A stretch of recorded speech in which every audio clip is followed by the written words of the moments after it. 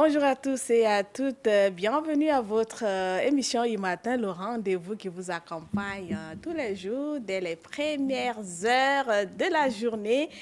Et ce matin, nous vous accueillons avec cette très belle citation de Ralph Waldo Emerson qui dit ceci.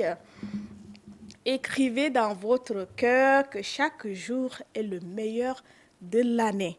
Dès lors que vous vous réveillez, dès lors que vous avez le souffle de vie, dites-vous que c'est le meilleur jour de l'année parce que vous ne pouvez pas savoir ce qui peut arriver dans les heures qui suivent, ce qui peut arriver dans les jours qui suivent. Donc, dès lors que tu te réveilles et que tu as le souffle de vie et que tu as un jour de plus, dis-toi que c'est le meilleur jour de l'année. Et ce matin, sur ce plateau, je suis avec Larissia Ngakoutou. Bonjour, bonjour. Bonjour, Irène. Comment ça va? Ça va, Dieu fait grâce, on est debout. Tu vas très bien. Oui, il y a déjà la forme. Et... D'accord. Tu as eu un petit congé forcé? Oui. D'une semaine? Oui, congé d'une semaine forcé par la maladie. Mais voilà, je suis de retour sur le plateau et ensemble avec les téléspectateurs qui m'ont manqué, les internautes, nos amis auditeurs. C'est comme si c'était un an, mais bon. De retour sur le plateau et ensemble, nous allons continuer notre aventure sur notre émission matinale. Tout à fait, Larissia, et que cette journée soit une très belle journée remplie de bonnes choses, de bénédictions. Et le menu que nous allons vous proposer ce matin, ça sera, je suis sûre que vous allez apprécier.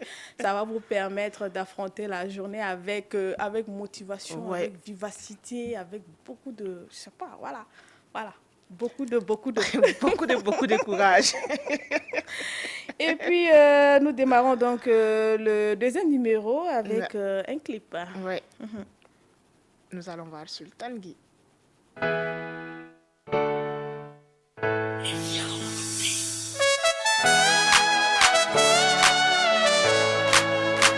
Elle est si petite, si jolie et si fragile, donnée en mariage, condamnée à cet âge. Oh, oh, oh, oh, oh, oh, oh.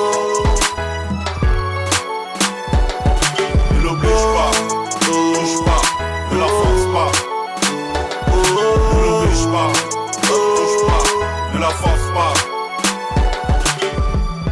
Quelques billets de banque, des coris et des colas. Le chant des coqs et les mensonges de Judas. Au nom d'un pseudo en heure à papa. Elle fut donnée à un homme qu'elle connaît pas. Un monstre, un goujat sans cœur qui abuse d'elle. Encore une douce fleur vient de se faner. Combien de rêves de jeunes filles sont brisés. Le plus profond de son être humilié, frustré, classé, sa life consumée. Trop de souffrance maintenant arrêtée. Papa et maman changé de mentalité.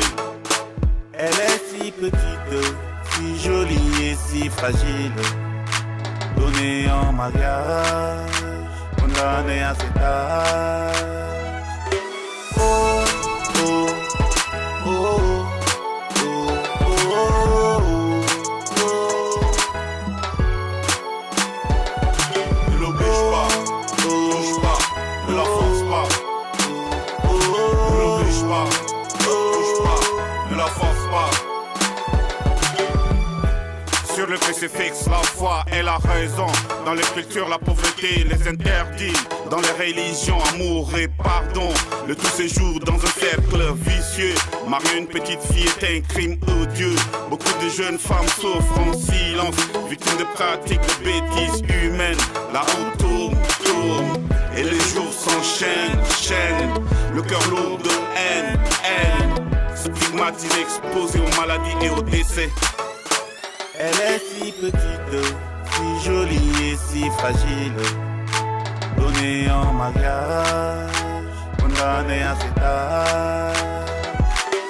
Oh, oh, oh, oh, oh, oh, oh.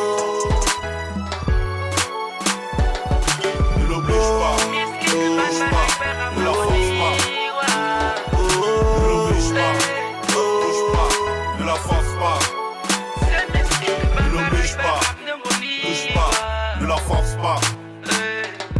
Ne l'oblige pas, touche pas, ne la force pas. l'oblige pas, touche pas, ne la force pas.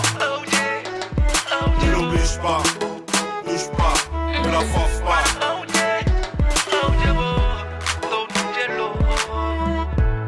Et de musique.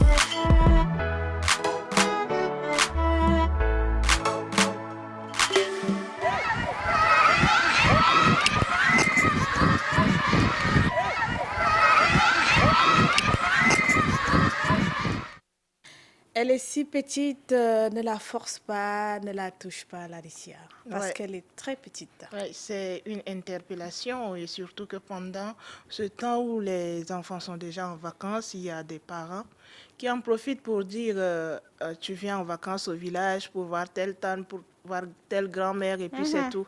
C'est parti alors ne Vous l'envoyez forcez à sur- l'excision. ouais, Voilà, ne il faut forcez le dire. surtout pas les petites filles parce que à la longue il y a des répercussions, il y a des retombées que seule la fille subit. Et parfois, ça peut atteindre la famille, mais beaucoup plus, c'est la fille qui subit. Alors, surtout, ne Forcez forcez pas la pas les petite fille. petites Et filles. surtout que c'est une pratique interdite Par la loi. par la loi Ouais. dans notre pays. Que ce soit une petite fille, que ce soit une Une grande grande personne, fille, ouais. ça a des conséquences à la longue sur la santé de la femme. Donc, ne forcez pas, abandonnez cette pratique tout simplement. Il faut abandonner parce que ça a beaucoup de conséquences. Alors, cela va nous amener à prendre cette fois-ci, Laetitia, le bien-être. On va Ouais. parler un peu du taux de prévalence du VIH-Sida Sida. dans notre pays, le Tchad.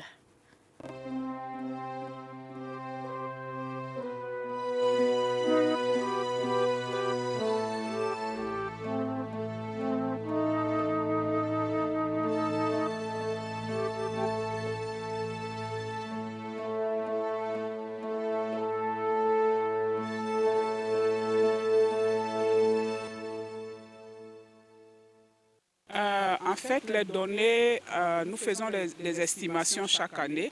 Et pour 2024, l'estimation que nous avons faite, basée sur les données de 2023, donne une prévalence entre 0,9% et 1%. Mais aujourd'hui, la donnée que nous avons, c'est la prévalence de 2023 qui est de 1%. Mais au niveau du VIH, il faut noter certaines inégalités. Cette prévalence de 1%, c'est au niveau national, mais nous avons des zones où la prévalence est très élevée, notamment N'Djamena, il y a 8 régions, notamment N'Djamena, le Logone occidental, le Logone oriental et puis la Tangéré.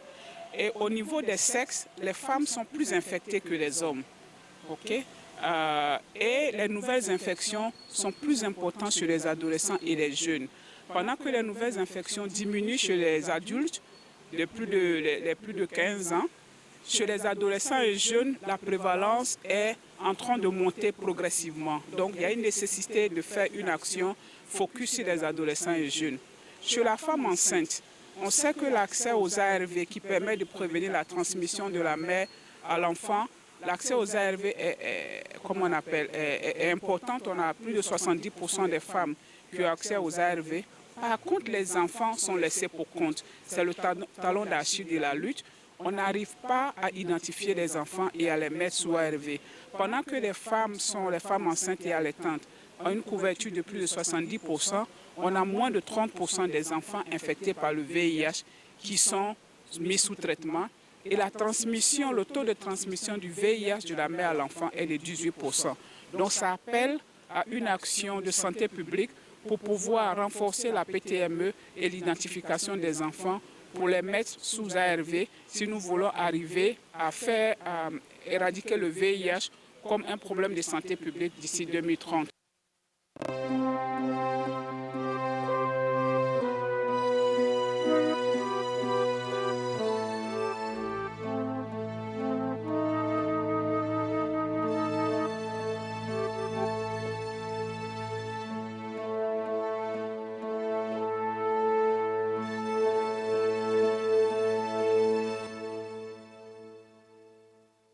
Voilà, nous disons merci à Dr Geneviève pour tous ces éclaircissements. Laetitia, ça fait quand même peur, hein? Elle nous parle donc de 4 provinces. Elle parle de N'Djamena, du Logone occidental, Logone oriental et la Tangéré, où le taux de prévalence est un peu élevé. Elle parle également de ces adolescents où le taux de prévalence est très élevé également. Donc, on comprend tout de suite qu'il y a du travail à faire en milieu jeune, surtout les adolescents. Il faut vraiment faire de la sensibilisation. Sinon, c'est compliqué. sinon, On peut déjà même parler ou bien interpeller les associations qui font dans la reproduction du bien-être familial et les associations de ces jeunes-là pour la sensibilisation. Surtout en cette période, il y a des maisons du quartier, on peut passer là, passer les informations, faire la sensibilisation, même si ce n'est pas avec la télé ou bien la radio, on peut passer de porte en porte là où les jeunes se retrouvent.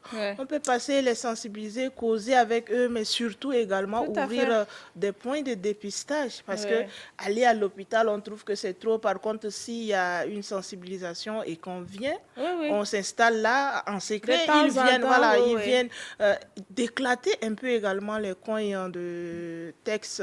Ça va Moi, vraiment aider les jeunes. j'ai comme impression qu'on a baissé un peu la garde. Entre-temps, il y avait des activités de sensibilisation pour lutter contre le VIH-Sida. Mais depuis quelques années, c'est comme si on a baissé la garde. C'est comme si on a déjà maîtrisé la maladie. Et puis voilà, il n'y a pas trop de sensibilisation. Même dans les médias aujourd'hui, il n'y a pas trop de sensibilisation. Il y en a qui te disent même qu'ils préfèrent avoir le sida pour vivre longtemps que d'avoir d'autres maladies. Les maladies de l'heure, là, on va te parler de hépatite. Pourtant, c'est une maladie mortelle. Oui, on va te parler de hépatite, diabète, et puis c'est comme si on oublie, on met de côté le sida, alors que le sida continue de ravager. Et là, tu as vu dans cet élément, elle dit que le taux de prévalence chez les adolescents est très élevé. Donc, il y a beaucoup de travail à faire à ce niveau-là. Déjà, dans nos familles respectives, nous devons commencer déjà à sensibiliser, à causer avec nos enfants. La maladie, elle est là. Elle est présente. Jusque-là, on n'a pas encore eu de remèdes pour éradiquer ou bien soigner cette maladie. Jusque-là, c'est les ARV.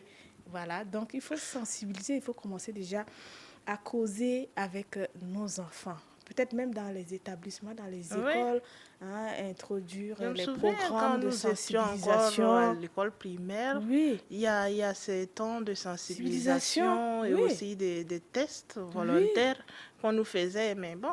On nous apprenait les méthodes de prévention, voilà comment utiliser les préservatifs, il faut de l'abstinence. Mais toutes ces choses, Laetitia, aujourd'hui, on ne voit pratiquement pas. On a vraiment baissé la garde. Vivement, il faut qu'on reprenne avec ça, la sensibilisation. D'une manière silencieuse, la maladie continue à tuer. Et puis voilà. Elle a aussi parlé des femmes enceintes, les femmes enceintes qui sont également très touchées par cette maladie. Et moi, ce qui me fait mal au cœur, ces enfants qui naissent avec le VIH-Sida, on n'arrive pas à les identifier pour pouvoir les prendre en charge. Voilà. Alors, pour identifier ces enfants, il faut que la maman déjà enceinte puisse suivre normalement les différentes étapes de la CPNC. À ce stade-là, seulement qu'on fait les examens à la femme, on fait le dépistage à la femme. Dès lors qu'on découvre que la femme est infectée, on la suit de près jusqu'à l'accouchement. Et voilà, suivre également l'enfant. Elle ne donne pas l'allaitement. Oui. Il y a des dispositions à prendre. Aujourd'hui, il y a encore des femmes qui ne partent pas à la consultation prénatale. C'est le lieu ce matin d'encourager toutes ces femmes-là enceintes. Il faut se faire suivre par une sage-femme, par un gynécologue, par un corps soignant. C'est très important. C'est 8 étapes de la CPN. C'est 8 étapes voilà, maintenant. Tout ça, c'est pour votre pendant bien-être. ce temps, tu ne te sauves pas toi, mais tu sauves également le bébé qui est en toi. Donc, ça veut dire que tu es en train de sauver 2 vies. Et cet enfant qui va naître, imagine, l'enfant ne sait rien, mais l'enfant naît déjà infecté. Alors, c'est compliqué. L'enfant va grandir avec. Et si ce n'est pas dans un milieu dans lequel on accueille facilement les personnes infectées, tu vas voir que l'enfant va grandir avec une dépression. L'enfant sera Est-ce qu'il aura même la chance de grandir, Laetitia? Hein, Tout ça aussi. Et la donc. maman est infectée et l'enfant est infecté. Ils vont commencer à Donc, il faire faut trop de vraiment- maladies. On va se mettre à accuser la tante au Vraiment. village, l'oncle. Nous, on Elle ne a vient été pas loin, hein. empoisonnée et tout ça. Et puis voilà, la femme finit par mourir. L'enfant également Ouais. finit par mourir. Or, si cette femme enceinte avait suivi, respecté toutes les étapes de la CPN, on lui fait des examens, on découvre qu'elle porte le VIH-Sida dans son sang. À l'accouchement, on prend des dispositions Oui. pour sauver ne serait-ce que l'enfant. L'enfant. Et si jamais, même si l'enfant naît même avec le VIH-Sida On aujourd'hui, doit- c'est possible oui, on de le prend soin suivre, de n'est-ce cet pas? enfant, on le suit et Voilà. ça sauve 2 vies, comme je Voilà, le disais. donc cet élément vient donc attirer L'attention. notre attention sur cette maladie-là. Ça existe, le sida là est encore là-haut. C'est pas parti, le sida est là. Voilà, abstinence, il faut utiliser les préservatifs. En tout cas, il y a beaucoup de modes de prévention que nous voulons tout simplement rappeler ce matin à nos fidèles téléspectateurs et puis appeler également les parents à prendre leurs responsabilités, s'asseoir, causer du sexe avec les nos enfants. C'est très important, très, très, très, très important. Voilà, on vous rappelle que vous pouvez interagir avec nous sur notre page Facebook Electron TV Tchad et pour nos auditeurs de la radio IFM, vous pouvez tout simplement nous envoyer vos messages sur le 63 08 41 77. Ce matin, nous allons donc parler dans ce deuxième numéro de la semaine, carnet du leadership, vérité de mère. Et puis, on n'oublie pas le paysan qui passera également sur le plateau.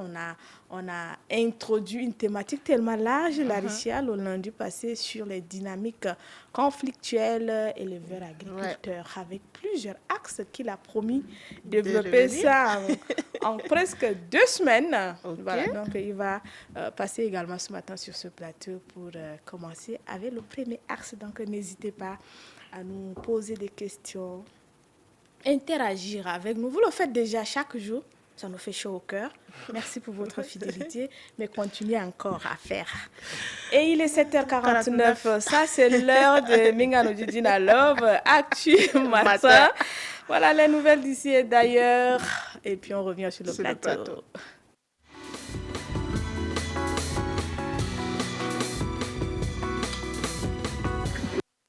Ces succès remarquables, glanés au cours des 30 derniers jours, ont permis à l'ARSAT de démanteler une trentaine de réseaux de contrebande opérant dans les négoces illicites de gasoil et d'essence. Cette action déterminante a engendré un bouleversement profond des circuits et des sources d'approvisionnement habituelles, provoquant une inversion significative des flux de produits. L'ARSAT déplore que cette baisse de l'offre soit imputable essentiellement au manque de collaboration de certains marketeurs et distributeurs qui déviennent frauduleusement les produits destinés au marché national vers les pays voisins, motivés par l'appât du gueux. Afin de pallier la raréfaction des carburants dans les stations-service, l'ARSAT a initié une série de mesures de contrôle rigoureuses, une surveillance accrue de la programmation des enlèvements de produits pétroliers, un convoyage scrupuleux des citernes jusqu'au lieu de dépotage, un contrôle méticuleux des entrées et sorties de la ville et l'instauration de patrouilles nocturnes. La pénurie de carburant observée dans les stations-service s'avère multidimensionnelle, s'étendant de la phase de programmation à la raffinerie de Djarmaya jusqu'aux distributeurs, marketeurs et aux stations-service elles-mêmes. Ces fléaux qui gangrènent l'économie tchadienne désorganisent gravement le marché pétrolier national. Un numéro vert, le 3030, accessible pour permettre à la population de signaler rapidement toute anomalie ou irrégularité rencontrée dans la chaîne de distribution des produits pétroliers.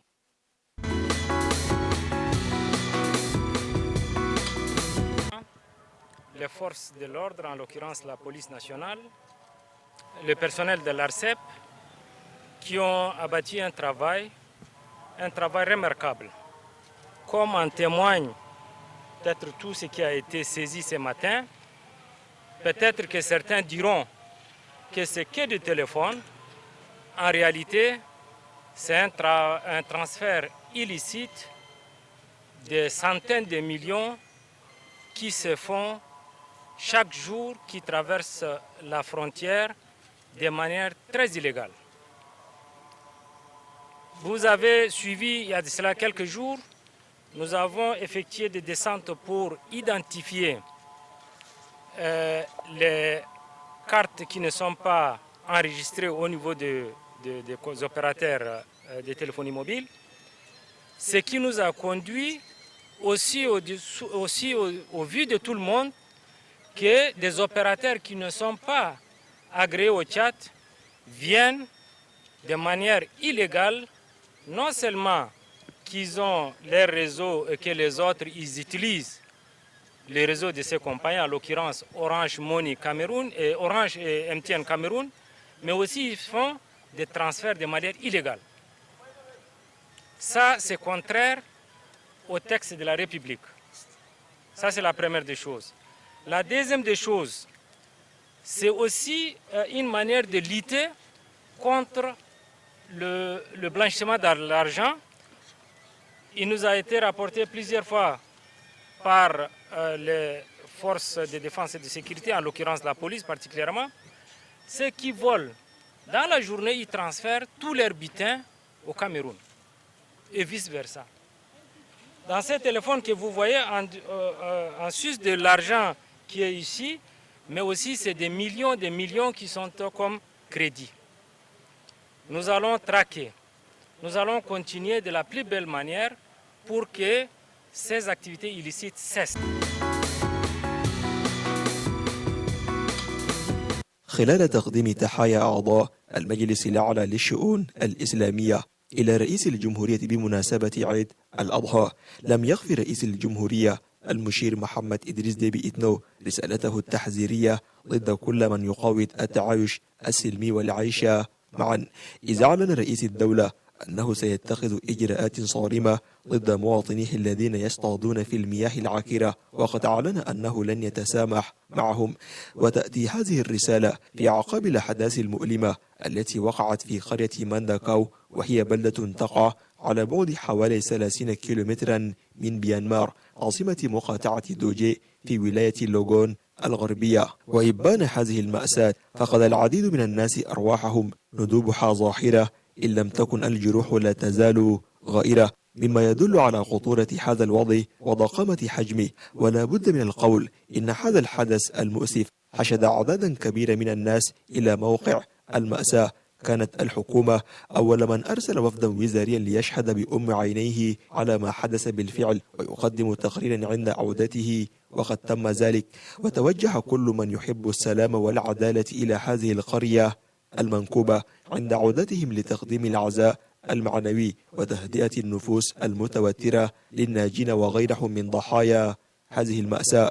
وكما ذهب بعض كبار رجال الدين ليبشروا برسالة السلام الداخلي والوحدة الوطنية والتعايش السلمي، ذكروهم لماذا كانوا يعيشون في الماضي في وئام تام. وقد أصبحت القرى في ملعب السلطات العامة لاتخاذ الإجراءات التي يمكن أن تساهم في إحلال السلام الدائم في هذا الجزء من البلاد الذي تضرر بشدة من هذا الحدث المروع الذي لا يزال مستمرا. وينبغي للحكومة تعيين إداريين خريجين من المدرسة الوطنية للإدارة وكذا مسؤولين عسكريين ذوي كفاءات لإدارة هكذا صراعات والتدخل الفوري، بجانب مراجعة القوانين التي تحكم ممرات الترحال والتي عفى عليها الزمن.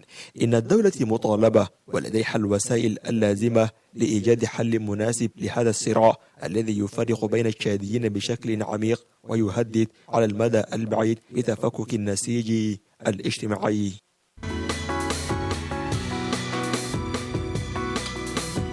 تحتل جمهورية الصين الشعبية المركز الأول في التجارة مع أفريقيا، فقد زادت صادرات الصين إلى أفريقيا بنسبة 12% على أساس سنوي من يناير إلى مايو، لتصل إلى 963 مليار يوان، أي ما يعادل حوالي 134 مليار دولار أمريكي. ويمثل هذا الرقم الآن 5.4% من إجمالي التجارة الخارجية للبلاد. ويعزي هذا الارتفاع بشكل كبير إلى الإجراءات التقييدية التي فرضتها الولايات المتحدة. وأكد مساعد وزير التجارة الصيني أن الصين لا تزال القناة الوحيدة للتجارة مع أفريقيا، مما يجعل أكبر شريك تجاري لأفريقيا. وتعد الصين جزءا من استراتيجية عالمية تهدف إلى بناء علاقات اعتماد وترابط تجعل الدول والمناطق أكثر إنتاجية في دعم الطموحات العالمية. لكن السؤال المطروح هو ما الذي يمكن توقعه من العلاقات التجارية بين الصين وأفريقيا؟ يجب على القادة الأفارقة تهيئة مناخات مواتية لجذب مستثمرين آخرين لتعويض فائدة الإنتاج الصيني المحتمل. فالاقتصادات الأفريقية وخصوصا النفط والمنتجات الزراعية قد تواجه ضربة قاسمة للنمو الاقتصادي للقارة إذا ما حققت الصين فائدة في إنتاج هذه المنتجات.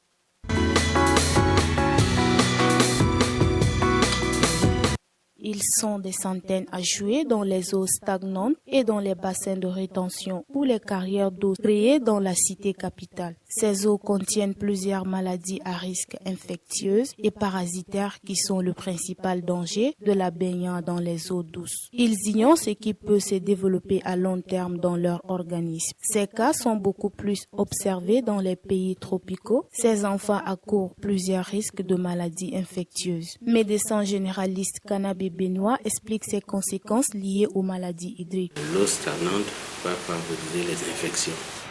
Et ces infections, ce sont des infections bactériennes, c'est-à-dire que c'est les bactéries, les parasites. Et donc, par exemple, les Escherichia coli, les salmonella, la fièvre typhoïde et les giardiases, et ça va provoquer parfois des diarrhées, surtout chez les enfants. Et ça va aussi provoquer des maladies vectorielles, surtout les moustiques, parce que ça va attirer les moustiques. Et ces moustiques vont donner donc le paludisme, qui est donc une pathologie qui fait les rages et qui est la première cause de consultation. Et aussi ça peut donner des dengues, ça aussi se transmet par le piqûres de moustiques.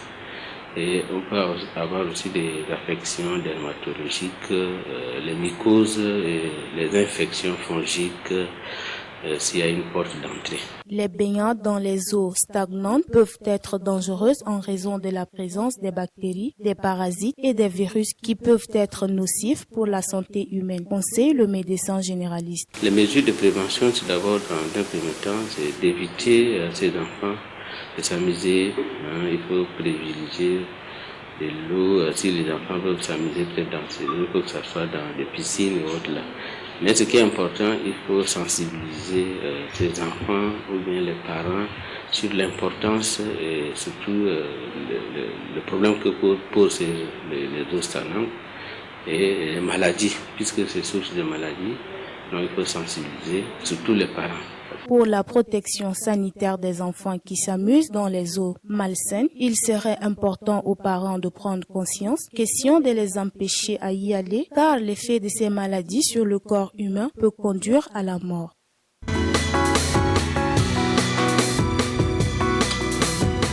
La jeunesse évangélique africaine de l'église baptiste de Gassi, dans le 7e arrondissement, est venue ce matin nettoyer les locaux d'Electron Group Media. Ils étaient une quarantaine à faire ce travail de salubrité. La JEA est un mouvement de la jeunesse africaine qui a pour objectif de former les jeunes sur le plan spirituel et de gagner des âmes à Christ. Ils œuvrent également dans le domaine social. C'est fort de cet objectif qu'ils sont venus nombreux rendre propres les coins et recoins de la chaîne citoyenne, cette institution pour la rendre plus agréable et résiliente. Le mouvement s'appelle la JA Jeunesse Évangélique Africaine, qui a pour but principal de gagner les âmes et de les former pour l'œuvre du Seigneur. C'est des jeunes qui seront dans l'avenir utiles pour la société. Nous les formons sur le plan spirituel, nous les formons sur le plan social, nous les formons également sur le plan physique et social. Donc nous œuvrons dans ce domaine. D'où l'objectif aujourd'hui, c'est l'un des aspects de ces objectifs que nous sommes là, qui est le social. Faire la salubrité dans ces locaux, qui est l'Electron TV. Pour les membres de ce mouvement chrétien, ils sont venus accomplir leur devoir de citoyenneté. Ce mouvement nous a vraiment beaucoup appris et même la Bible nous dit que chacun de vous mette au service des autres le don qu'il a reçu. Et voyant que nous sommes venus et qu'on a mis nos dons au service de ETV, nous sommes vraiment satisfaits. Nous sommes de la troupe de Gassi en direction vers ETV pour faire un service chrétien car notre mouvement nous le recommande. Ce que nous venons de faire, c'est un service chrétien. Ça nous permet de faire luire la lumière comme nous sommes une lumière, de faire voir au monde entier ce que nous pouvons faire. Le représentant d'Electron Group Média, Doko Clément Abaïfouta, s'est dit ravi de cet acte que la jeunesse évangélique africaine a posé au sein de cette institution. Au nom du PDG et en mon nom personnel, je voudrais vous dire sincèrement merci. Et que ce ne soit pas la dernière, que nous puissions garder ce contact. C'est votre télé, c'est un instrument de communication, c'est vrai, mais nous avons aussi une radio, vous pouvez passer, présenter ce qui vous tient à cœur. Ça peut être un sketch, ça peut être également, on peut vous inviter pour des débats, mais dans le cadre, n'est-ce pas, de ce mouvement. Pour la jeunesse évangélique africaine, faire la salubrité dans les institutions privées et publiques et secourir les personnes qui sont dans le besoin est un service chrétien.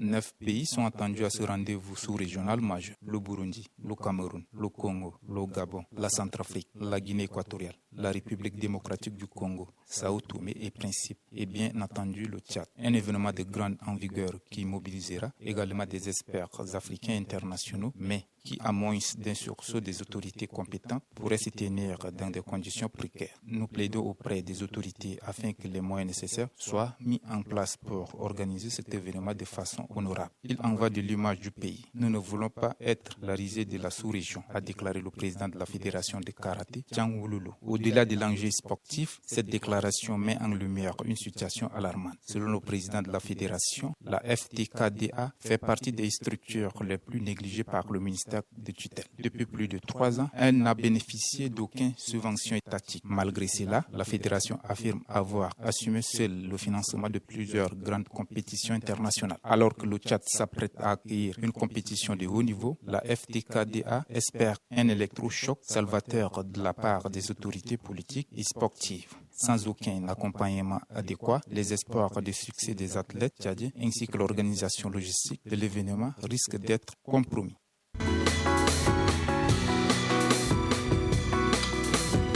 Ali Barak, un jeune athlète qui a quitté le Tchad à l'âge de 12 ans pour rallier l'Europe via la Libye et la traversée de la Méditerranée, l'Italie puis la France où il s'est posé à Boulogne-sur-Mer. Âgé de 24 ans, il a tenu à Belgrade en Serbie où se tenaient des mondiaux athlétisme en salle 18-20. En mars. Cette performance réalisée est le fruit de la promesse qu'il a faite il y a quelques années quand il a commencé la course à pied. Lors des courses, plus de 1000 coureurs ont pris le départ de cette course populaire rassemblant amateurs et professionnels sur un parcours exigeant, masse festive. Ali Barak, fidèle à sa régularité et à son endurance, a su tirer son épingle du jeu en s'imposant parmi les meilleurs. Lors de son interview accordée à la RFI, Ali Barak dit « Quand j'étais plus jeune, je me suis rendu compte que personne ne connaissait mon pays. Avec mes amis français, ils me demandaient « Barak, tu viens d'où ?» Et quand je leur répondais « Tchad », ils me disaient « On ne connaît pas le Tchad ». Je les rétorquais « Mais vous connaissez le Kenya ou Éthiopie ?» Là oui, ils me parlaient des champions, du COP. Mais le Tchad, ils ne connaissaient pas. C'est parti de là que je leur dis, vous verrez un jour, je porterai le maillot du Tchad et tout le monde verra. Donc c'est pour ça que je suis parti devant sur le 30 000 pour que le monde le voit, ce maillot du Tchad, pour que les gens comprennent que le Tchad, ce n'est pas que la guerre, mais aussi le sport. Cette nouvelle performance confirme le potentiel du jeune coureur tchadien. Sa participation à cette course témoigne de sa détermination à représenter fièrement le Tchad sur le circuit européen.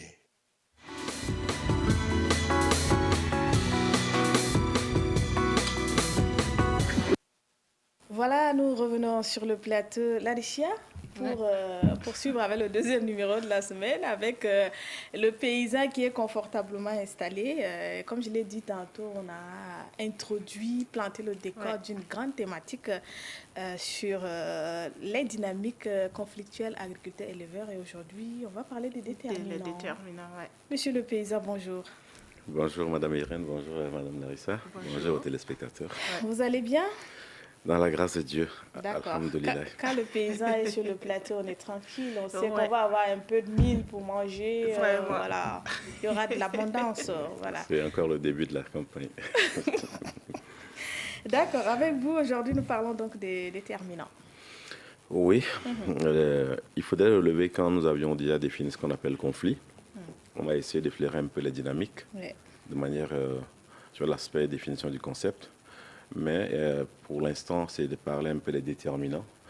Mais il faudrait comprendre d'ores et déjà que les dynamiques conflictuelles actuelles, c'est un peu le résultat de facteurs interconnectés en termes de crise, qui sont à la fois des facteurs environnementaux, des facteurs sociaux, des facteurs aussi bien institutionnels, mais également des facteurs économiques.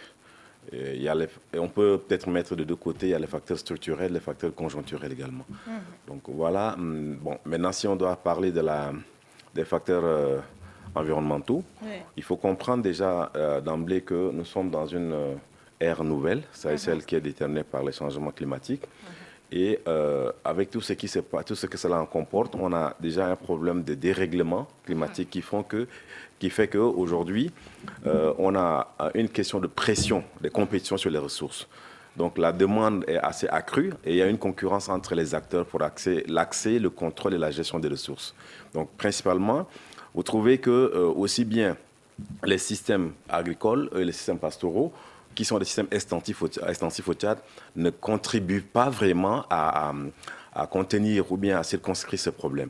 Il est observé le plus souvent que lorsque les agriculteurs arrivent à cultiver, c'est de l'extension continue parce que les terres deviennent de plus en plus pauvres, il y a une question de facteurs démographiques qu'on nous viendra dessus. Donc, ils essaient de pouvoir étendre à volonté les espaces agricoles. Donc, parfois, ils sont obligés d'aller empiéter un peu sur les espaces pastoraux. Vous voyez un peu? Donc, d'un côté, il y a une question aussi de pression qui vient du fait que les pasteurs, les éleveurs, généralement dans les zones pastorales, ont tendance à se sédentariser dans les zones agricoles et agro-pastorales. Et ce n'est pas localisé simplement dans la zone soudanienne, non. Nous tenons à le dire que il y a plusieurs poches en termes de foyers de conflits qui sont éparpillés partout à l'intérieur du pays. C'est surtout dans les zones agricoles, les zones agro-pastorales que cela s'exprime le plus. Donc vous allez voir peut-être que beaucoup vont penser que c'est la question simplement liée à la zone soudanienne, mais vous allez trouver ça quelque part dans le Wadaï, quelque part dans le Guéra, dans le Salamat, même dans le lac. Et donc aujourd'hui, quand les acteurs arrivent à défricher des espaces pour implanter leurs champs, vous allez vous rendre compte que il y a peut-être même des couloirs de transhumance qui existaient déjà bien avant, qui aujourd'hui, avec le temps, qui ne sont pas actualisés parce qu'il faudrait évoluer à l'ère du temps. Donc ces espaces, avec ces couloirs de transhumance, tels que par exemple les espaces de pâturage, tels que les zones de forêt en zone soudanienne, qui sont destinés au pâturage, aujourd'hui, les acteurs parfois, dans l'approche extensive de l'SM de culture, vont essayer d'étendre les cultures et vont peut-être aller défricher pour installer les champs dans les zones de pâturage telles que les forêts, comme nous l'avons dit. Et d'emblée, ça cause déjà un problème. Ça cause un problème. La question aussi, c'est que au-delà du facteur environnemental ou bien avec la pression liée à ces questions environnementales et changements climatiques, vous constaterez que généralement, lorsque les populations, la population croît, la demande augmente et donc il faudrait encadrer les systèmes ruraux. Il faudrait encadrer parce que maintenant, par exemple, dans le cadre des systèmes ruraux, lorsqu'on fait la culture extensive, il n'y a pas un encadrement. Alors qu'on peut peut-être se cantonner, on peut se loger, se localiser dans une certaine parcelle et l'entretenir pour cultiver. Pareil pour les systèmes pastoraux. Donc aujourd'hui, un peu le système pastoral, c'est la transhumance. Or, nous l'avions toujours dit que la transhumance, dans le contexte actuel, ne peut que contribuer à exacerber ces foyers de conflit. Parce que lorsque quelqu'un vient avec ses animaux, ils sont en compétition sur le même espace, entre eux-mêmes les éleveurs et entre eux-mêmes les agriculteurs aussi. Il y a une concurrence. concurrence accrue pour l'accès aux espaces agricoles, concurrence accrue pour l'accès aux espaces pastoraux, et on veut essayer de contrôler, de gérer soi-même, pour sa catégorie d'acteurs, les espaces qui sont devant soi. Et donc, d'emblée, dans ce cas, c'est le type de conflit d'intérêts. Les intérêts sont opposés, et systématiquement, l'étincelle est lancée. Donc, vous allez comprendre que, de plus en plus, nous l'avions dit, vous vous en souvenez à la dernière émission, nous avons dit que autant nous avons à assister au changement climatique, autant ces conflits vont se cristalliser. Mais maintenant, il faudrait chercher à les contenir. Donc, les défis, les déterminants environnementaux sont là, les déterminants sociaux, ou bien pour dire socio-économique. Il y a la précarité qui est là en milieu rural. Plus de 70% des Tchadiens vivent en milieu rural. Et ils tirent les ressources de l'agriculture et de l'élevage. Les deux secteurs combinés, ça fait au moins 30% du PIB. Donc ce n'est pas négligeable. Vous voyez un peu en termes de statistiques ce que ça comporte pour le pays. Donc l'accès aux revenus, chacun veut étendre son activité à volonté, chacun veut conquérir le plus grand espace pastoral, et d'emblée, les intérêts sont opposés, et on ne peut assister qu'à ces problèmes. Maintenant, de ce côté socio-économique, il faut comprendre aussi que la question, c'est la précarité, la pauvreté, qui fait que, bon, moi, je n'ai pas les moyens pour faire des techniques de culture améliorées, de pratiquer l'agriculture intensive. Donc, j'essaie d'augmenter à volonté l'espace. Mais l'espace que j'occupais hier, avec la croissance démographique aujourd'hui, avec le changement climatique, ne peut pas m'être accordé ad vitam aeternam. Parce qu'il y a des acteurs, il y a de nouveaux acteurs qui sont dans la conquête, dans une dynamique de conquête de ces espaces-là. Et systématiquement, on assistera à cette question de conflit, parce que aujourd'hui, il y a les intérêts qui sont opposés. Les deux acteurs sont en concurrence sur le même objet. L'objet, ce sont les ressources naturelles. Donc, les points d'eau, par exemple. Avec le changement climatique, vous allez voir qu'il y a le tarissement précoce et prononcé des points d'eau. Et ce qui fait que, par exemple, dans le cycle de la transhumance, si vous constatez bien, dans les années antérieures, il y a 30 ans à 40 ans, la transhumance commençait pratiquement à partir d'octobre-novembre. Mais maintenant, avec ce changement, cette nouvelle donne qui s'impose aux acteurs, vous allez vous rendre compte que pratiquement la transhumance est entamée très tôt. La plupart du temps, peut-être parfois en septembre, octobre. Parce que les pasteurs eux-mêmes sont en concurrence sur les espaces. Si je viens tard avec mon bétail, peut-être que je n'aurai pas d'espace. Et donc, ça fait que chacun va vite. Et peut-être que même la transhumance qui partait jusqu'aux confins de la zone sahélienne, aujourd'hui, les gens tournent aux alentours des grandes localités comme Djamena, comme Mongo, pour ne pas aller plus loin. Alors, il y a un problème aussi qui est là. Il y a une tendance à la sédentarisation. De plus en plus. Pour ne pas perdre ces espaces-là, il y a une tendance à la sédentarisation qui fait qu'aujourd'hui, la concurrence s'accroît. Il y a également d'autres facteurs. Nous sommes un peu au milieu de foyers de crise au niveau sous-régional. Il y a 20 ans, la crise centrafricaine a fait que les pasteurs tchadiens qui étaient dans la partie septentrionale de la République centrafricaine étaient obligés de regagner le territoire national. Donc, ils sont rentrés dans la zone soudanaise où ils sont installés. Ils tendent à se sédentariser. Systématiquement, le cheptel, en fait, augmente là-bas à ce niveau. Et il y a déjà un deuxième foyer de concurrence. Les transhumants réguliers qu'on trouve ici au niveau du pays, ceux qui sont rentrés de la Centrafrique, donc vous voyez qu'il y a deux catégories d'acteurs du même secteur qui entrent en conflit. Voilà pourquoi il y a une certaine pression accrue sur les ressources en termes de concurrence. Vous allez voir que du côté de l'Est, la crise soudanaise, malheureusement, aussi a envoyé sur le territoire tchadien des populations qui sont là. Et donc, ces populations, certains qui sont rentrés avec leur bétail, ou bien certains qui avaient déjà occupé les lieux, cherchent aussi à avoir de l'espace pour cultiver. Et donc, il y a une nouvelle catégorie d'acteurs, peut-être des agriculteurs qui sont arrivés, qui ont besoin de l'espace pour cultiver. Systématiquement, on entre dans cela. Donc, vous voyez que les foyers, les terminants, en termes de concurrence sur les ressources, sont multiples. Et cela fait que la crise devient multidimensionnelle, avec des conséquences qui sont très tristes et que nous continuons à déplorer. Et si on voit l'état des lieux, de plus en plus, d'année en année, les conséquences se multiplient, se diversifient. Il y a des cas de déplacement forcé des populations. Il y a des cas, par exemple, en lien avec la question des morts d'hommes, ou bien des pertes de moyens d'existence. Nous entendons par là, par exemple, les maisons, les biens mobiliers. Tout cela entre en compte parce que lorsqu'il y a un conflit, il y a toujours des dégâts. Que ce soit des dégâts de premier niveau ou des dégâts collatéraux. Mais maintenant, comment contenir cela? C'est ce qui pose problème. Nous n'avons pas encore fini d'évoquer les déterminants, mais il faut comprendre que les facteurs environnementaux, avec ce qu'il y a comme pression sur les ressources, crée un peu aujourd'hui les concurrences, et les concurrences, systématiquement, quand on a le même objet de conquête, systématiquement, le conflit naît.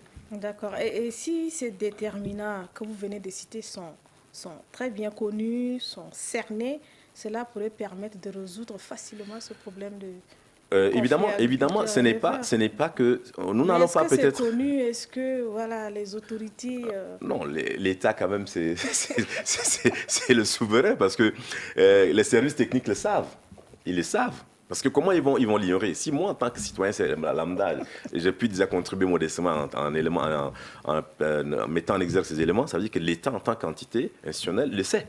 Mais maintenant, le problème, nous n'allons pas d'emblée sauter pour les solutions, mais pour accuser qui ou qui. Mais nous essayons de pouvoir égrener le chapelet de tout ce qu'il y a comme facteur déterminant par rapport à ces crises-là. Donc aujourd'hui, retenons que par rapport au contexte climatique, avec les dérèglements qu'il y a, nous allons toujours assister à ces conflits-là. Nous allons toujours assister. Et maintenant, il faut encadrer. Nous reviendrons vers la fin pour expliquer ça. Mais pour aujourd'hui, allons progressivement pour expliquer un peu les déterminants. Là, nous avons parlé des déterminants aujourd'hui environnementaux. Nous avons ébauché un peu les défis, les déterminants socio-économiques, avec la précarité, la question. Maintenant, il y a aussi dans la partie des systèmes de production qui intègrent les deux. C'est que la question, il faudrait penser peut-être que les systèmes de production, les systèmes pastoraux sont aujourd'hui inadéquats avec le contexte actuel. Tant qu'on voudra maintenir la transhumance, tant qu'on voudra peut-être en faire le système agricole extensif, rendons-nous à l'évidence, les conflits existeront et pourraient se cristalliser. Ce qui est un défi majeur. Donc, au lieu de pouvoir nous mettre dans le bateau du défi, restons à ce niveau-là pour pouvoir mieux expliquer. Donc peut-être on va revenir demain pour d'autres déterminants. Exactement. Et beaucoup pointent du doigt également le politique. Ça fait partie des déterminants. Ça fait partie des déterminants, c'est la question de la gouvernance dont nous pourrons aborder ultérieurement par rapport à cela. Mais pour l'instant, restons à ce niveau. D'accord, merci beaucoup à vous, monsieur le paysan. On se donne rendez-vous demain. Inch'Allah. D'accord, on va vous raccompagner avec un rythme traditionnel. Et puis voilà, le rendez-vous est prêt pour demain. Shukran. Merci.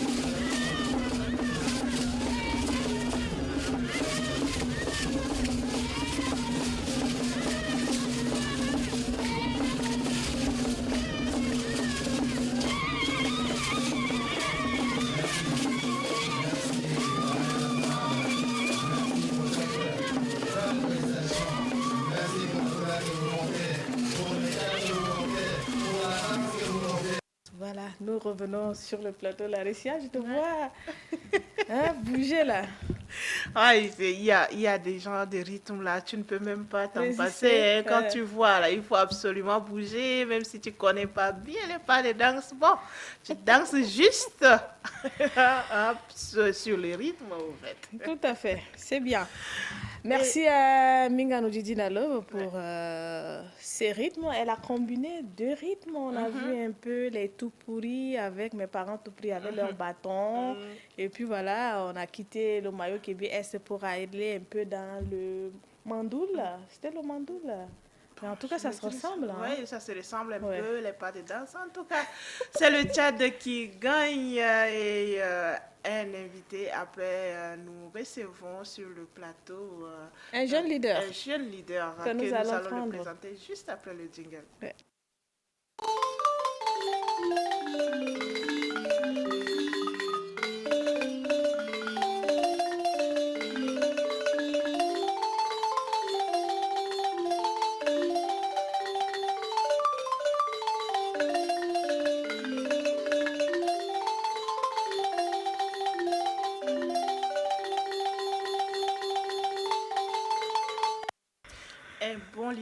C'est celui-là qui sait préparer la relève, j'allais dire. Et aujourd'hui, sur le plateau, nous avons un jeune leader qui est avec nous. Ce n'est pas le coach, comme vous avez l'habitude de le voir tous les mercredis.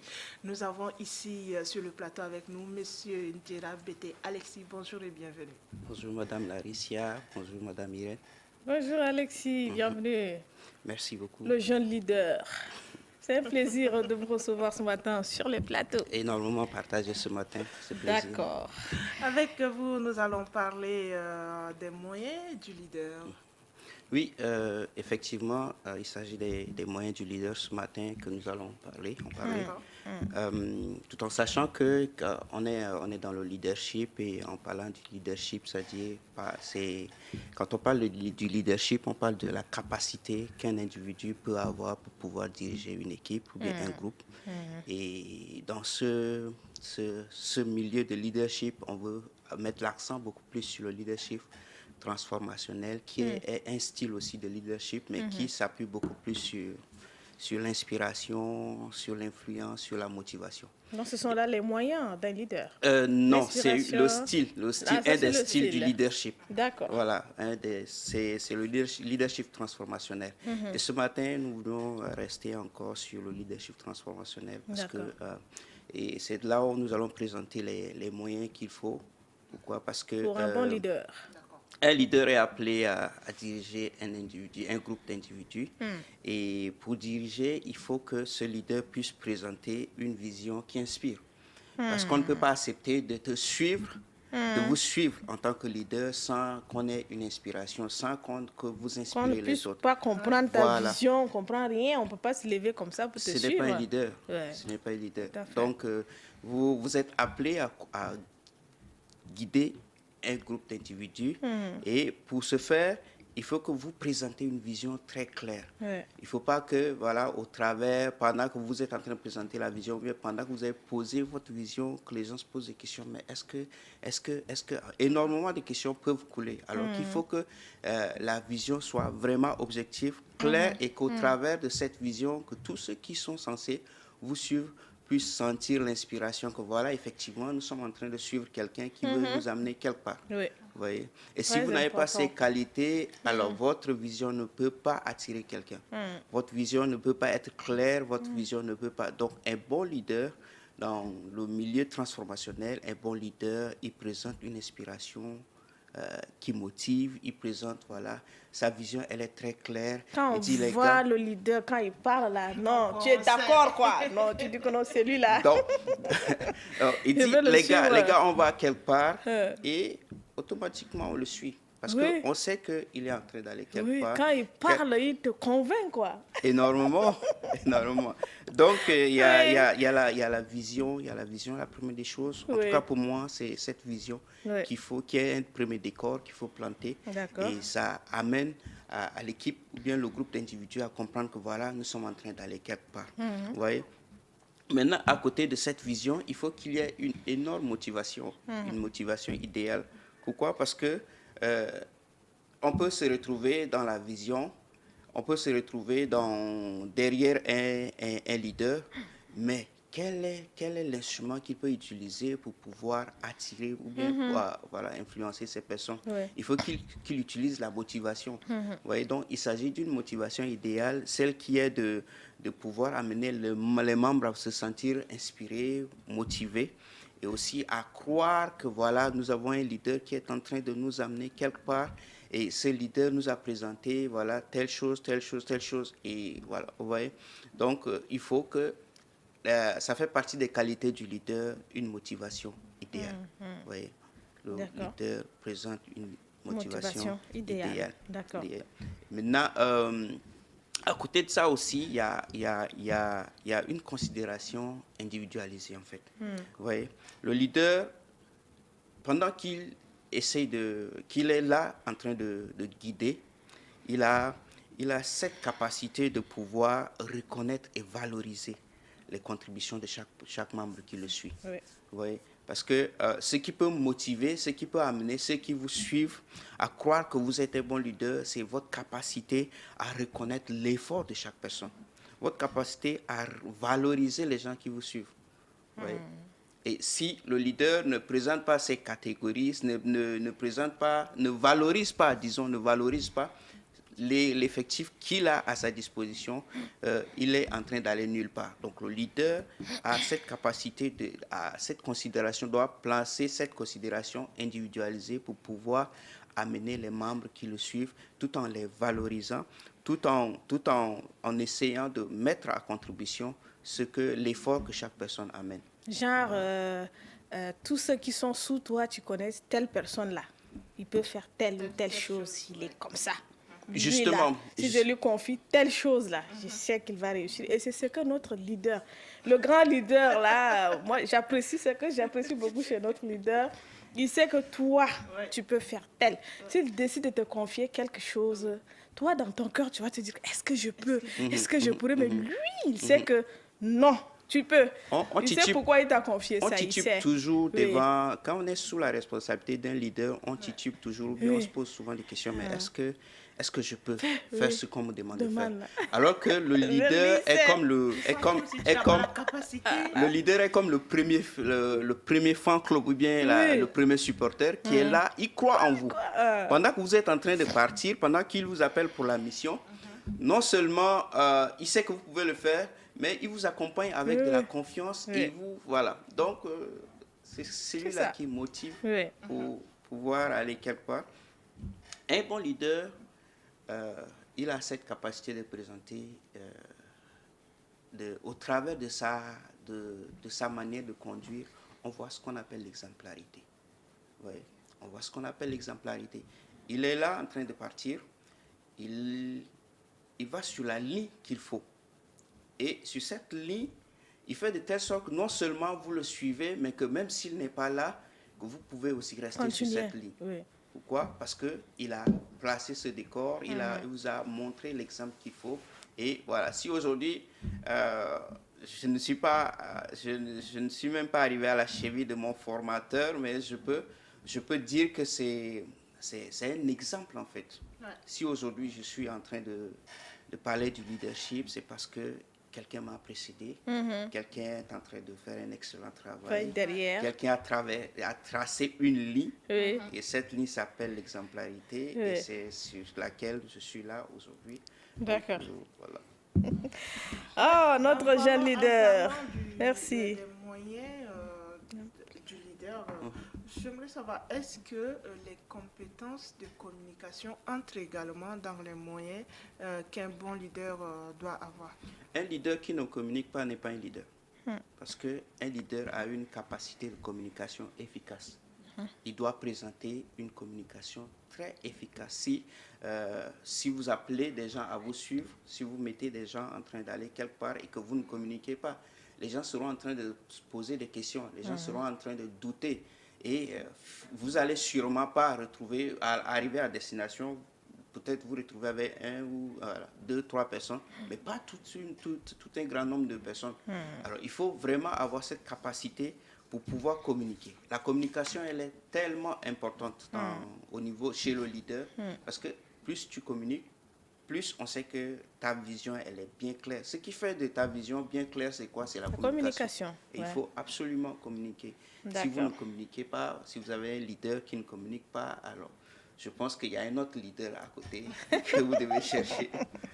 D'accord, Alexis, merci beaucoup. Un petit rappel, les moyens d'un leader. Il a parlé de la vision, de la motivation, de la considération et de l'exemplarité.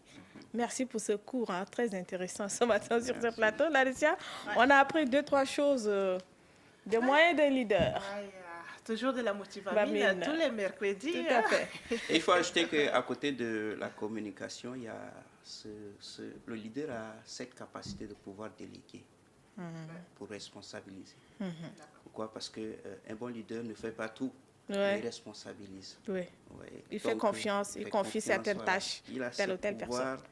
Fait ça, c'est l'une des choses qui fait que sa motivation est respectée. D'accord. Merci Alexis, très bonne journée à toi. On va te raccompagner avec une toute petite transition qui va permettre à Madame Baideneru de s'installer pour sa chronique Vérité de mer. À bientôt. Merci.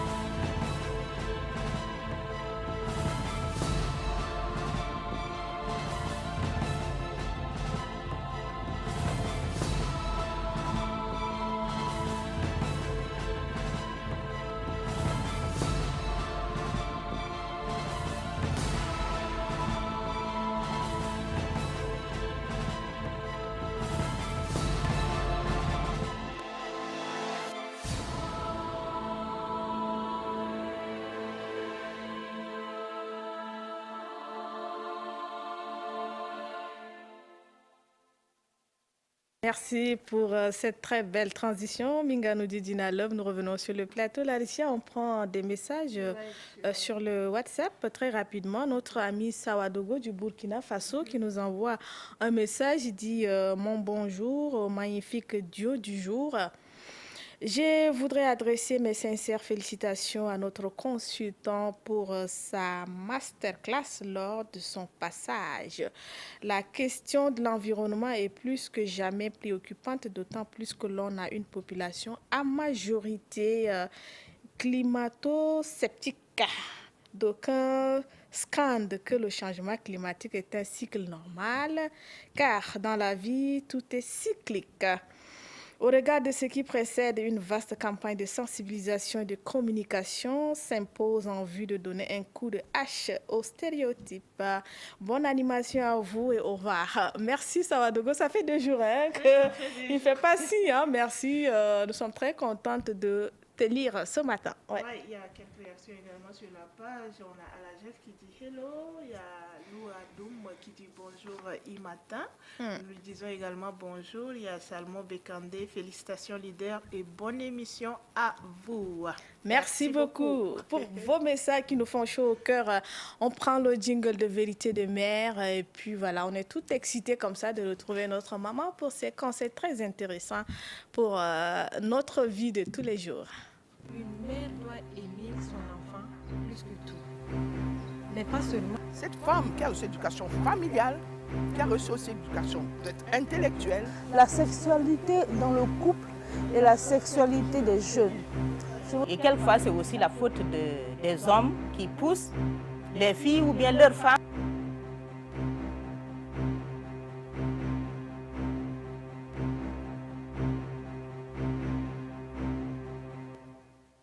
Et voilà, Madame Biden-Ruth, bonjour et bienvenue. Bonjour à vous, bonjour aux téléspectateurs.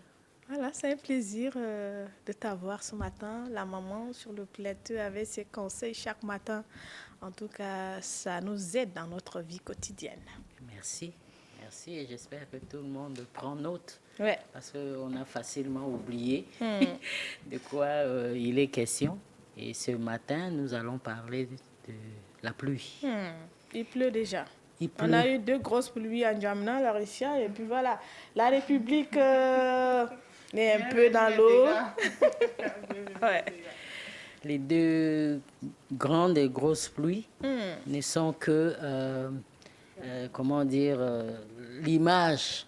Hein, ce n'est qu'un début de ce que nous allons vivre jusqu'au mois d'août. Hein? Ouais. Août-septembre, voilà. Donc, il faudrait penser à réparer des choses. D'accord. Je ne voudrais pas m'attarder sur la boue, les routes impraticables. Non, je crois que ce n'est pas de la responsabilité. C'est pas une responsabilité individuelle. Donc, nous allons parler de ce que moi, je peux faire, ce que Irène peut faire. La plupart du temps, nous ne préparons pas la saison de pluie. Nous attendons que la pluie arrive et comme on le dirait, que la pluie nous tombe dessus pour que nous soyons capables de mettre 1, 2, 3 en place.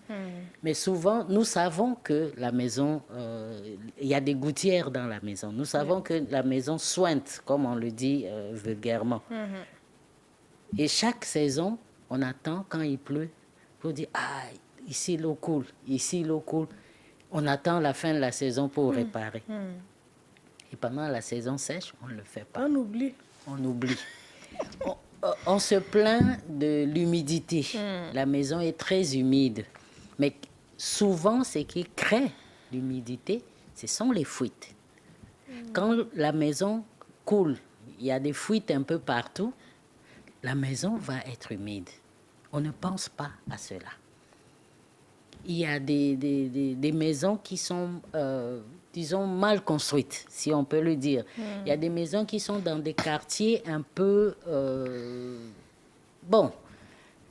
pas urbanisés, et qui est une petite pluie, qui est une grande pluie, ça ne change pas vraiment parce que l'eau entre toujours dans la cour. Quand l'eau se trouve au niveau de la cour, bien entendu, l'intérieur de la maison, on prend un coup. Ouais. Qu'est-ce qu'on fait? On ajoute des remblais chaque année. On ajoute, alors que la maison descend. On continue d'ajouter le remblai dans la cour et à un certain moment, la cour est plus haut que la maison. Donc, on est obligé de faire une petite véranda. On met 1, 2 tours de briques pour que l'eau n'entre pas. Donc, il y a plusieurs choses qui amènent à l'humidité et qui sont justement personnelles. On doit arranger ça à notre niveau personnel. On parle des toits, le toit de la maison. Qu'est-ce qu'on fait du toit de la maison? Il est possible de l'arranger. Parce que parfois, le toit ne sointe pas, mais il y a accumulation d'eau au niveau du plafond. Et ça amène l'humidité dans la maison. On sent des odeurs dans la maison, on sent l'humidité dans la maison, mais on ne comprend pas. Et après plusieurs saisons de pluie, on se rend compte que les lattes qui sont sur le plafond commencent à faire un peu de coloriage. Vous voyez, il y a un chat par là, il y a des fleurs, et puis, c'est-à-dire, il y a beaucoup de dessins au niveau du plafond.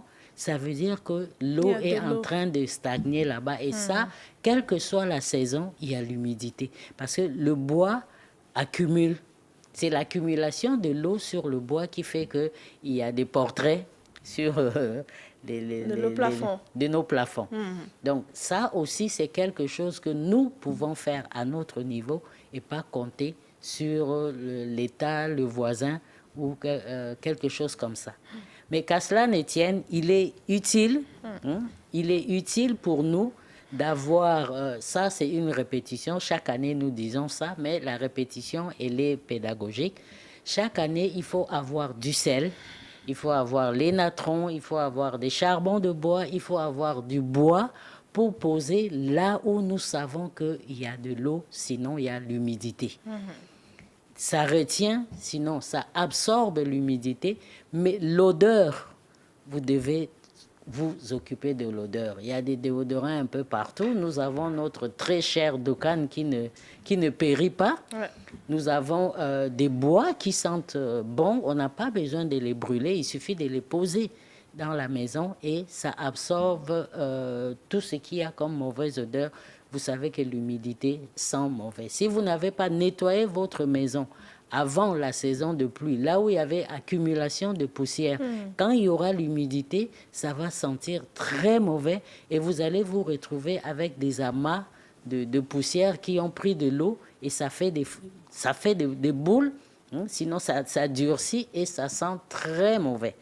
Nous avons pris le temps de venir vers vous pour vous dire, préparons déjà la saison de pluie. Tout à fait. Les retardataires, vous avez encore le temps de le faire. Voilà, c'est le moment donc de faire sortir les canapés, les nattes, les moquettes, nettoyer, laver tout avant que... Voilà, on avait prévenu. Maintenant, ceux qui n'ont pas fait, ce n'est pas tard. Oui. Hier, c'était une journée très ensoleillée. Moi, j'en ai profité pour faire ma lessive. Oui. Donc, guettez une occasion comme ça. Mettez tout dehors. Même si vous ne pouvez pas tout laver, vous pouvez au moins époussiéter, nettoyer et puis ça va bien se passer. Ouais. D'accord. Larissa, a quelque chose à ajouter? Non. Non? D'accord. Puisque ce n'est pas moi qui donne les conseils, moi je les reçois. D'accord. Donc, tu as bien reçu? Oui. D'accord, il faut les mettre en pratique. Surtout que la République est de temps en temps inondée, donc un message particulier à l'endroit de la population du 9e arrondissement, l'inondation. L'inondation, il n'y a pas vraiment grand-chose qu'on peut faire quand on vit sur un terrain marécageux. Oui. On dit que l'eau suit toujours son lit, quel que soit le nombre d'années. Donc, c'est tout ce qu'on peut dire, c'est sorry. Donc, prenez les précautions comme vous pouvez, comme nous venons de le dire. Faites ce que vous pouvez. Maintenant, on a dit que c'est l'inondation, mais bon, ça peut toujours changer. Les changements climatiques, ce n'est pas toujours en mauvais, ça peut être en bon aussi. Oui. Donc, nous croyons en Dieu que l'inondation ne va pas nous chasser de chez nous. Pas du tout. Merci beaucoup. Et très bonne journée à vous. Le rendez-vous est pris pour la semaine prochaine pour d'autres conseils encore. On va raccompagner Mme Baïdene avec une transition proposée par la régie qui va nous permettre de recevoir Sidonie sur le plateau. ETV. ETV. ETV. ETV. La télévision, elle a une télévision, n'est-ce pas? Voilà. ETV, la chaîne citoyenne. ETV, la vision du futur. ETV, la chaîne citoyenne. ETV, la chaîne du futur. ETV, la chaîne citoyenne. Sur ETV. Sur ETV, c'est sur ETV, la chaîne citoyenne, la vision du futur, e-matin, qui vous accompagne tout le matin, qui vous permet de bien démarrer la journée avec un menu souvent relax, voilà. Et Larissa, après cette très belle transition, nous recevons cette fois-ci Sidonie, la dame de IA, intelligence artificielle. Sidonie, bonjour. Bonjour. Ça va bien? Je vais bien, merci. Bienvenue. Merci. D'accord. Aujourd'hui, nous allons parler de l'intelligence artificielle et la tricherie dans le milieu scolaire. Ah. Surtout que les élèves... le bac est fini, ça continue? Ça a pris fin le lundi. Ça a pris fin le lundi, oui, c'est vrai. les gens de AD et autres, mais ceux de LTI, je crois que eux, comme d'habitude, ça continue. Ça continue. Voilà, mais donc, les enseignants ont du boulot à faire à l'ère de l'intelligence artificielle. Voilà, c'est pas facile, hein? Oui, là, on t'écoute. Alors, depuis l'arrivée de l'intelligence artificielle, les élèves se concentrent que dans des outils de l'intelligence artificielle pour faire leurs devoirs, des examens, voire même la rédaction des mémoires. Alors, certains voient en cette technologie comme un gain de temps et un soutien à l'apprentissage. Mais d'autres aussi pensent que c'est une technologie qui menace vraiment la réflexion personnelle des élèves et qui menace aussi leur niveau d'études. Oui, tout à fait, hein, parce que il ne faut pas trop s'habituer à l'intelligence artificielle. Il faut quand même faire travailler un peu son cerveau, n'est-ce pas? Réfléchir comme nous, entre-temps. Tu réfléchis, on te donne un sujet de dissertation, mais tu réfléchis et tu écris. Alors surtout la partie où on dit rentrer et puis traiter tel sujet, on prend ça demain. Les exposés, on vous donne juste sur 2 jours. Yes. Mais cela offre aussi, permet des élèves à progresser dans leur domaine d'études. Déjà là, tel que les sujets proposés, un élève ou étudiant peut prendre ce sujet, plaquer sur une application d'IA, et là, l'application propose que des réponses. Et les réponses sont justes.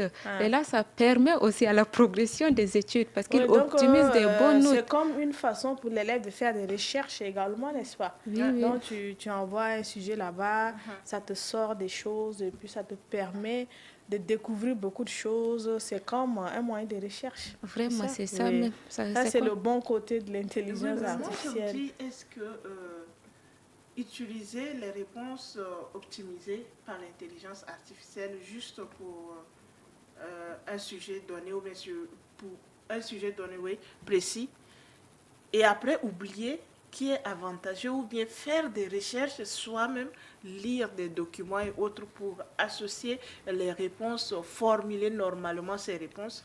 Ça, c'est pas mieux que d'aller lire les réponses optimisées, tout d'un coup après tu oublies. Par contre, quand tu fais les recherches, moi je trouve que ça reste. Tu gardes ça pendant un temps. Beaucoup plus, ils ne lisent même pas. L'essentiel est de prendre ça, copier et puis coller sans comprendre même le contenu de ce qu'ils ont soumis à la correction.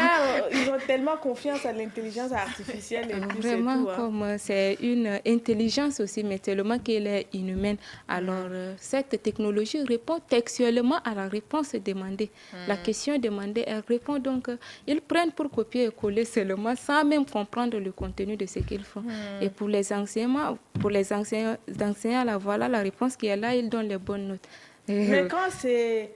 Moi, je me dis, quand c'est l'intelligence artificielle, la réponse de l'intelligence artificielle, là, elle est bien différente. Elle est bien différente. Voilà. Si l'enseignant connaît le niveau de son élève, elle dit que non, je ne suis pas sûre que c'est toi qui... Et moi, je me dis, parfois, tu peux poser des questions à l'intelligence artificielle, mais la réponse qu'elle te donne, les réponses optimisées, toi-même, tu dis, mon ami, est-ce que c'est ça même ce que je... Voilà, c'est plus fort que toi.